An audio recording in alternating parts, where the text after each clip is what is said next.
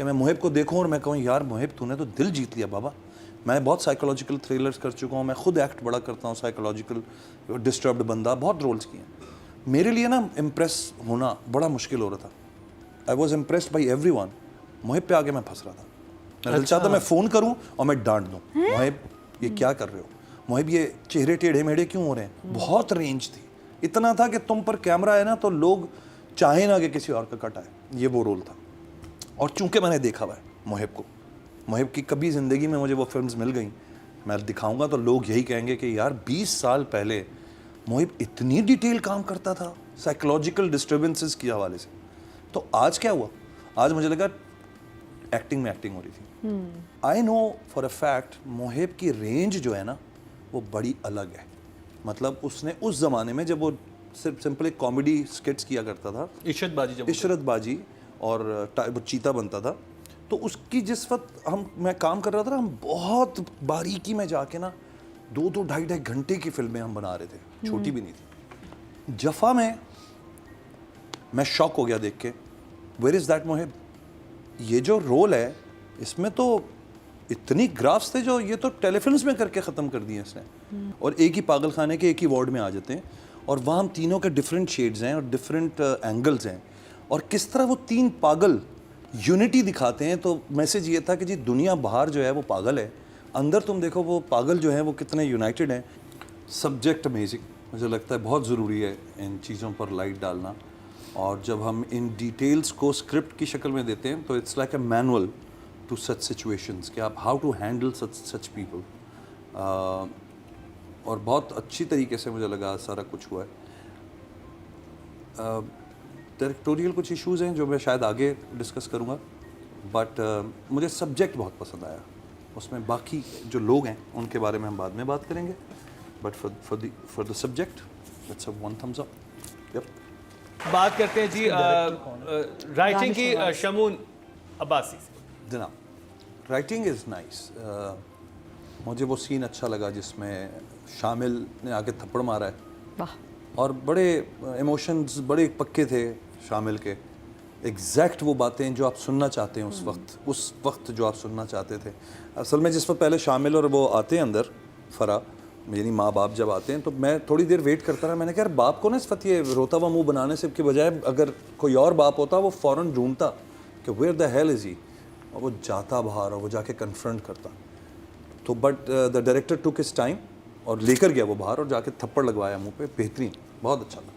तो I think the lines have no problem, मुझे कहीं प्रॉब्लम मुझे लाइन्स में नज़र नहीं आ रही। I think it's a 7 for the script.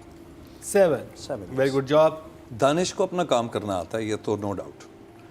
एक आध दो जगह हैं जहाँ पर मैंने देखा, जैसे वो जब वो कमरे में लेके जाता है तो वह शीशे का एक शॉट है, इसमें मावरा आके स्लो मोशन में ऐसे टिकती हैं जैसे कोई गाना रिकॉर्ड हो रहा है। आपको दिखाना या तो वो इंटेंसिटी के साथ था कि वो आके शीशे पे लगी है, या फिर वो जो सॉफ्ट सा आके लगना है और उसको सारा स्लो मोशन करके, वो मुझे समझ नहीं आया क्यों। मुझे पहले समझ ही नहीं आया वो कट, एकदम से मैंने रिवाइंड किया, मैंने कहा ये जो शीशे पे आके बाहर से शॉट लिया हुआ है खिड़की का, इतना सॉफ्टली आके क्यों जेंटली लगी है शीशे पे दोनों हाथ रख के। या तो आप उस चीज़ को फास्ट लगाते, डुम आके लगी है, साउंड लगाते, हाँ, वो और स्केरी होता, वो स्केरी होता कि उसका सर लगाया जा रहा फील होता। ये जो छोटी छोटी चीज़ें ये शायद इतनी मैटर इसलिए भी नहीं करती कि हम वायलेंस को शायद इतना प्रमोट कर भी नहीं रहे होते। हम कभी कभी गोली भी चला के मेटाफोरिकली बता देते हैं गोली चल गई, you don't have to show blood, people understand this. तो आई थिंक वो उस अकाउंट में चली ये जाए। ट्रीटमेंट भी अच्छी थी कि वो बस खींच के कमरे के अंदर और लेके मैं बता और रही हूँ ना, ये अपने ना हीरो को बचाना चाह रहे हैं। हाँ। कि इतनी नफरत ना हो जाए कि ऑडियंस कल को इसके साथ देख ना सके, थोड़े से उसको बचाया गया है, जो हाल कर दिया मामला, लेकिन फिर भी बचाया गया मुकरम। हाँ चलेंगे तो आगे क्योंकि आप देखेंगे कंसेक्यूटिवली उसको एकदम से मुहिब को रिवर्स में भी लाता है, यानी स्क्रिप्ट जो है वो ये नहीं करता कि उसको कहीं गायब कर दे और मावरे पे ही कैमरा रह जाए। आप नोट करेंगे स्क्रिप्ट राइटर ने मावरा की उस ट्रेजिक सिचुएशन के साथ साथ मुहिब की जो रिग्रेट्स हैं वो भी साथ साथ लेकर चल रहा है। वो यानी इमीडिएटली वो रिग्रेटफुल हो जाता है।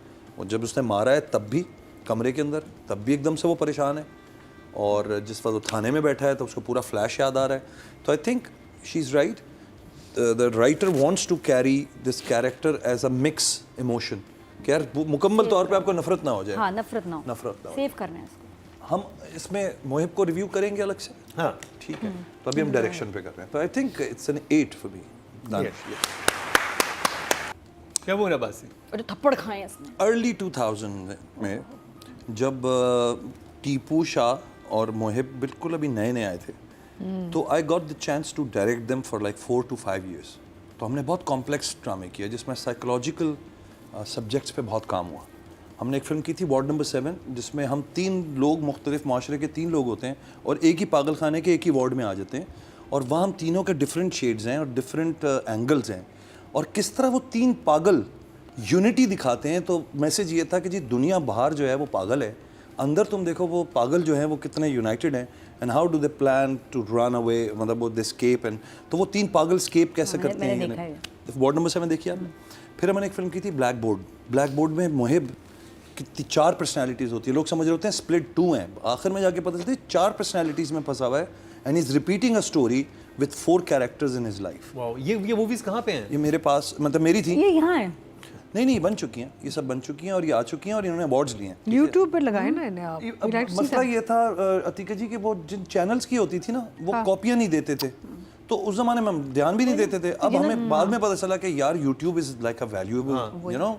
अब ये हमारे पास वो कॉपियाँ नहीं है, तो अब वो लगी नहीं। तो मैं सही कहा ना, वो यहाँ है, इन्होंने देखी है। कराची फिल्म फेस्टिवल जब महेश भट्ट वगैरह आए थे, तो ये बकायदा कारा जब होता था, कारा में अनुपम खेर ने तालियां बजाई हमारी इस फिल्म पे, honestly. Now why I am not coating this, I know for a fact Mohib की रेंज जो है ना वो बड़ी अलग है। मतलब उसने उस ज़माने में जब वो सिर्फ सिंपल एक कॉमेडी स्किट्स किया करता था, इशरत बाजी और वो चीता बनता था, तो उसकी जिस वक्त मैं काम कर रहा था ना, हम बहुत बारीकी में जाके ना 2-2 ढाई घंटे की फिल्में हम बना रहे थे, छोटी भी नहीं थी। जफ़ा में मैं शॉक हो गया देख के, वेयर इज़ दैट मोहिब। ये जो रोल है इसमें तो इतनी ग्राफ्स थे जो ये तो टेलीफिल्म्स में करके ख़त्म कर दिए इसने। मैं 20 मतलब शायद 20 साल हो गए उस बात को, 2004-5 में हम कर रहे थे। 20 साल के बाद मैं उस क्राफ्ट को यहाँ देखना चाह रहा था कि मैं मोहिब को देखूं और मैं कहूँ यार मोहिब तूने तो दिल जीत लिया बाबा। मैं बहुत साइकोलॉजिकल थ्रिलर्स कर चुका हूँ, मैं खुद एक्ट बड़ा करता हूँ, साइकोलॉजिकल डिस्टर्ब्ड बंदा, बहुत रोल्स किए हैं। मेरे लिए ना इम्प्रेस होना बड़ा मुश्किल हो रहा था। I was impressed by every one. Mohib पे आके मैं फंस रहा था। मैं दिल चाहता मैं फ़ोन करूँ और मैं डांट दूँ, मोहिब ये क्या कर रहे हो, मोहिब ये चेहरे टेढ़े मेढ़े क्यों हो रहे हैं, तकलीफ़ महसूस क्यों नहीं हो रही तुम्हारी, मुझे तकलीफ़ महसूस होनी चाहिए तुम्हारी, सिर्फ एक्टिंग मत करो उसकी। तो sorry Mohib, I love you, तुझे पता है आई लव यू, बट दादा मुझे लगा you'd rather out of practice या you just let it go वाली बात है। बहुत रेंज थी, इतना था कि तुम पर कैमरा है ना तो लोग चाहे ना कि किसी और का कट आए, ये वो रोल था।